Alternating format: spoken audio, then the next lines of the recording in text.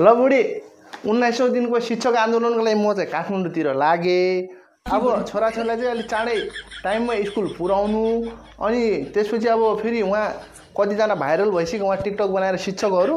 अब म पनि गएर भाइरल हुनु पऱ्यो नि टिकटक बनाएर। अब फेरि 12 को एक्जाम लिनै छ, त्यसपछि फेरि एसएलसीको कापी पनि चेक गर्नै छ।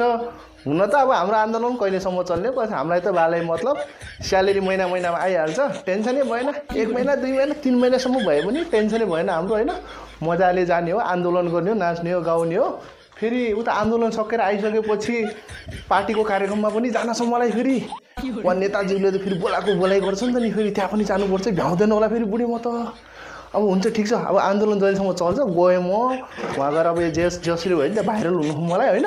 म चाहिँ लागेँ, बरु एउटा कम्मल पनि लिएर जान्छु बुढी। उहाँ अब गएर कतिखेर त बाटोमै सुत्नु पर्ने रहेछ। फेरि म गएँ एउटा कम्मल लगेर, ल यही लिएर जानु पऱ्यो। कतिखेर बाटोमा सुत्नु पनि पर्ने रहेछ। फेरि आजभोलि त झन् साडी लगाएर नाचिदिन थालिसक्यो। म गएँ ल राम्रोसँग बस है, छोराछोरीले टाइममा स्कुल पुरा, महिनामा पनि स्यालेरी आइहाल्छ। अब 1 महिना 2 महिना जतिसम्म हाम्रो आन्दोलन चल्छ रमाइदिनु, नाच्ने हो, एस गरेर आउँछु म काठमाडौँतिर। ल बस ल ल।